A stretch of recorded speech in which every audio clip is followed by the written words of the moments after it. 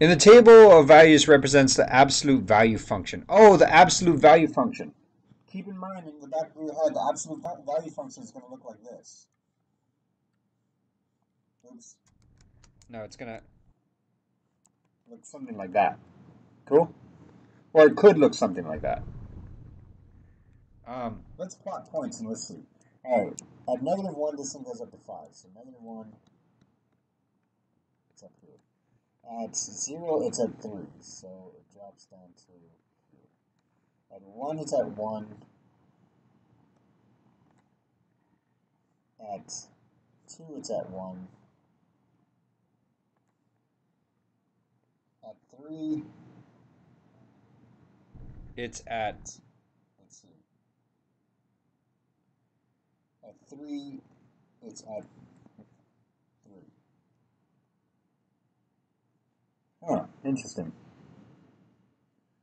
Okay. Okay. So, plot the minimum point of this function. All right, let's see. I would say, okay, I would say that the minimum point exists right around here.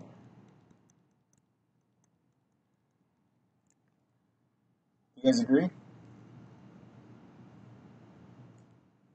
The x-coordinate for the minimum point exists right around there.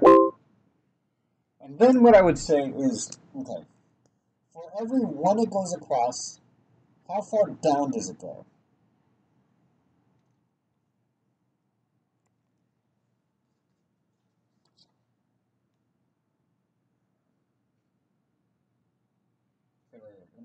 Let me think about this one. Hold on.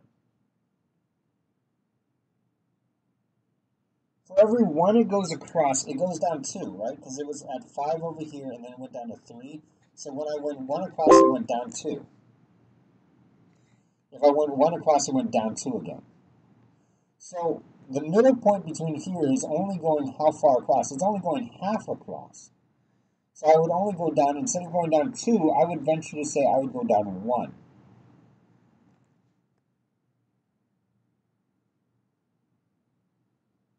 So I would say that the minimum point of my function would be at the coordinates 1.5, comma 0. Or maybe, I don't know, if they want it like this, 3/2, comma 0. It's the same thing. You guys agree with me? All right. Now, how do you find the equation? Because it says create the equation of a line. And to create the equation of this, the way you do an absolute value is you take a line that goes like this, and wherever it crosses the x-axis, you erase this part right here, and you bounce it up that way, right? So essentially, our line that we're taking is this line right here.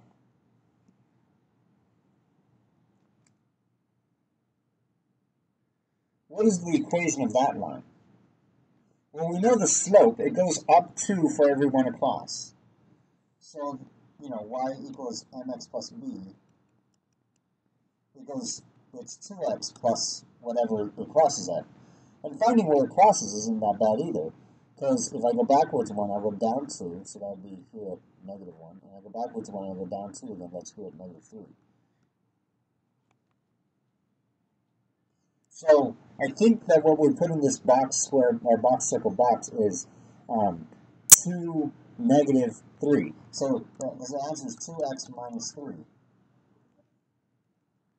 And then there's an absolute value on that side. Because the absolute value on that side takes all that negative portion right here and flips him up to hit those points right there. Am I making sense here, or is this kind of like, is this crazy talk?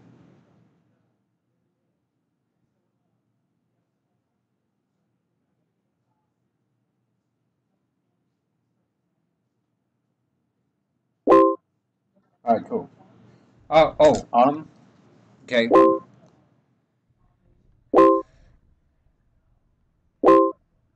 All right. It's all right with you.